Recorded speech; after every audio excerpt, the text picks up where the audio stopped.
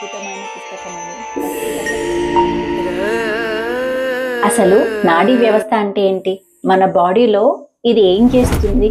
మనకు ఆనందం వచ్చినా నొప్పి వచ్చినా ఎలా తెలుస్తాయి? ఫీలింగ్ కదా, ఎలా తెలుస్తాయి? ఆత్మ సాక్షాత్కారం వైపు ప్రయాణం అనే పుస్తకంలో నాడీ వ్యవస్థ గురించి ఒక అద్భుతమైన సత్యం తెలుసుకున్నాను. అదే ఈ వీడియో. నాడీ వ్యవస్థ ద్వారా మనము ఈ ప్రపంచంతోనే కాదు, ఆ భగవంతునితో కూడా మనము కనెక్ట్ అవ్వచ్చు. అది ఎలాగా? బాడీ మొత్తం ఒక నెట్వర్క్ లా పనిచేయడానికి కారణం ఏంటి? పరమహంస యోగానంద గారు ఈ ప్రపంచానికి యోగము, ధ్యానము, ఆధ్యాత్మిక జ్ఞానాన్ని పరిచయం చేసిన గొప్ప యోగి, అలాగే మంచి గురువు. మన భారతదేశంలో జన్మించి తన గురువు అయిన శ్రీ యుక్తేశ్వర్ గారి మార్గదర్శకంతో ఆధ్యాత్మిక జ్ఞానాన్ని పొందారు. 1920లో అమెరికాకు వెళ్ళి అక్కడ యోగా, ధ్యానము అవన్నీ కొన్ని వేల మందికి నేర్పించారు. ఇదండి ఆ అద్భుతమైన పుస్తకం, ఆత్మ సాక్షాత్కారం వైపు ప్రయాణం. అసలు నాడీ వ్యవస్థ అంటే ఏంటి? మనలో ఎంతమందికి తెలుసు ఈ నాడీ వ్యవస్థ గురించి? నేను ఆత్మ సాక్షాత్కారం వైపు ప్రయాణం అనే పుస్తకం చదువుతుండగా అందులో మన శరీరంలో నాడీ వ్యవస్థ గురించి ఒక అద్భుతమైన సత్యాన్ని తెలుసుకున్నాను.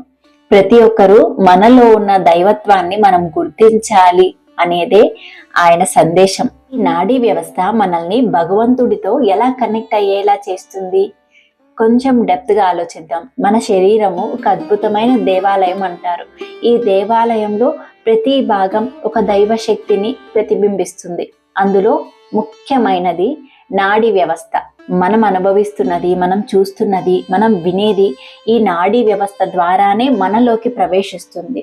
కళ్ళతో చూసిన దృశ్యం, అలాగే చెవులతో వినే శబ్దం, మన మనస్సులో కలిగే కొన్ని భావాలు, ఇవన్నీ మన మెదడుకు చేరేది ఈ నాడుల ద్వారానే.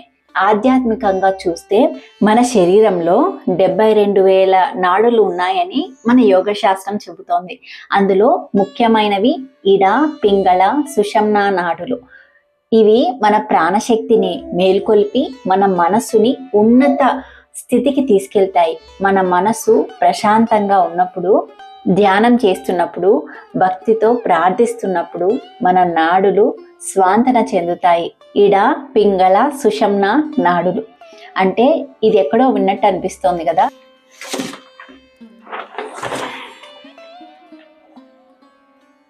అమ్మవారి ఆపదుద్ధారక స్తోత్రంలో త్వమేక సదారాధిత సత్యవాదిన్య నేకాకిల క్రోధనా క్రోధనిష్ట ఇడా పింగళాతం సుషుమ్నాచ నాడి నమస్తే జగత్తారిణి త్రాహి దుర్గే అంటే అమ్మవారు మన కుండలి స్వరూపంలో మనలోనే ఉన్నారు అనేసి. ప్రపంచాన్ని మనము నేరుగా అనుభవించేది కాదు, మన నాడీ వ్యవస్థ ద్వారా మనం అనుభవిస్తున్నాం. అలాగే భగవంతుని సాన్నిధ్యాన్ని కూడా మనము మన అంతరంగం, మన నాడులు, మన చైతన్యం ద్వారా అనుభవిస్తున్నాం. అందుకే యోగులు చెప్తుంటారు, శరీరాన్ని శాంతంగా ఉంచితే, ప్రశాంతంగా ఉంచితే నాడులు పవిత్రమవుతాయి. నాడులు పవిత్రమైతే మన మనసు నిర్మలమవుతుంది. మన మనసు నిర్మలమైతే ఆ భగవంతుని అనుభవం సహజంగా కలుగుతుంది. కాబట్టి ధ్యానం, ప్రాణాయామం నుంచి ఆలోచనలు, ఇవన్నీ మన నాడీ వ్యవస్థను శుభ్రపరిచి మనల్ని ఈ ప్రపంచంతోనూ అలాగే ఆ పరమాత్మతోనూ కనెక్ట్ అయ్యేలా చేస్తాయి. మనలో ఉన్న ఆ దైవశక్తిని తెలుసుకోవాలంటే ముందుగా మన నాడీ వ్యవస్థ ప్రశాంతంగా ఉంచుకోవాలి. అప్పుడే ఈ ప్రపంచం కూడా అందంగా కనిపిస్తుంది. అప్పుడు భగవంతుడు మనతోనే ఉన్నాడు అని మనము ఫీల్ అవుతాం, అనుభూతి చెందుతాం. శ్రీ శ్రీ పరమహంస యోగానంద వారు దైనందిన జీవితంలో భగవంతుని అనుభవంలోకి తెచ్చుకోవడం మీద ప్రసంగాలు, వ్యాసాల సంకలనం. ఇందులో ఎన్నో అద్భుతమైన విషయాలు మనం తెలుసుకోవచ్చు.